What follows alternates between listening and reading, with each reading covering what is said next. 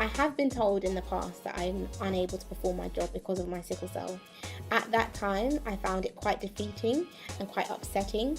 And it's quite unpleasant to hear that, because you have this condition that you can't control and you're not really able to manage effectively on all occasions. It's quite defeating. But actually now, having been through that experience, I found that I shouldn't let other people dictate to me when they think I can no longer perform a job, and that decision should ultimately be mine. There's been situations where there has been undertones of that, but I guess with how the government is with legislation now against disability discrimination, employers are wise not to actually use disabilities, but there have been times when my employer has said something that's underlying is to do with my health, but they don't say it outright. I've had multiple difficult conversations with my employer and with colleagues, and it hasn't always been an easy conversation to have, but I've had to put myself out there, and I've had to develop the confidence and be brave enough to have those difficult conversations in order to progress and in order to get on with my career and not let sickle cell stop me. I think having sickle cell and working, especially if you're working for an employer, you will always have difficult conversations probably on a daily basis. It depends how many people know that you have sickle cell in the department that you work in. I remember I've had one manager say to me on my first day, "Oh, is it just people like you that have sickle cell then?"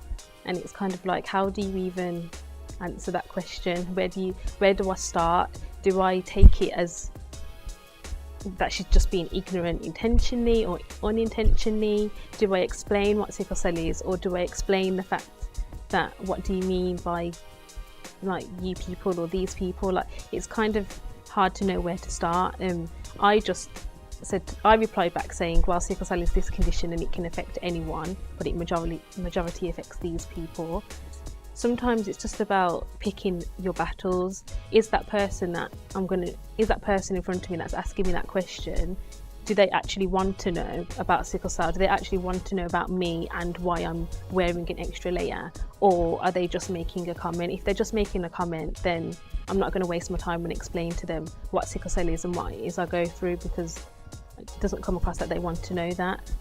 I think I can deal with difficult conversations around my sickle cell better at work now than I did before.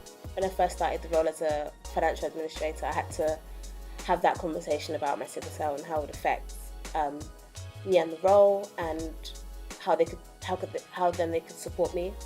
With colleagues, it would be most likely to do with them having to cover me and having that conversation about needing help from them.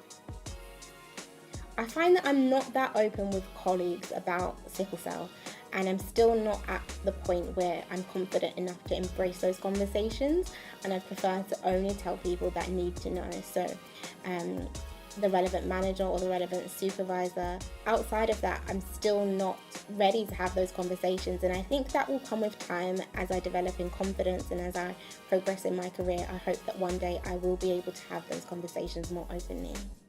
It depends. When, let's say if I've just had an episode or something, then I'm open with the illness. But in terms of if everything's fine, then I wouldn't really have a conversation about my condition.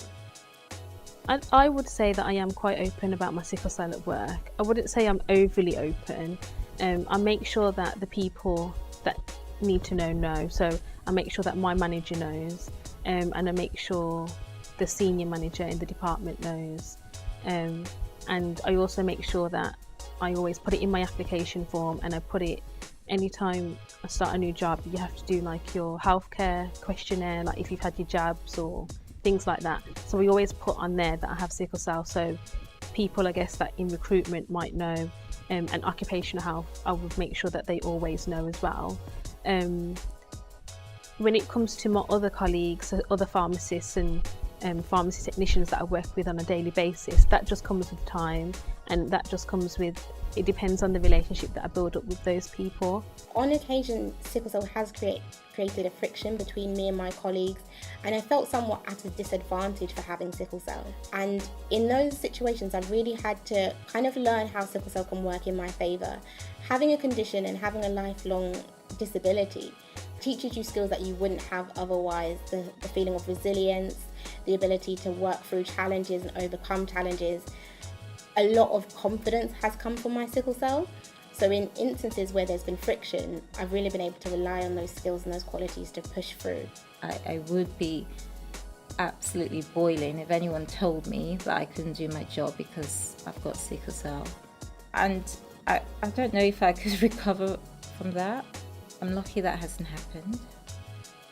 If that ever happens, for whatever reason, then I will be challenging why someone would think that way.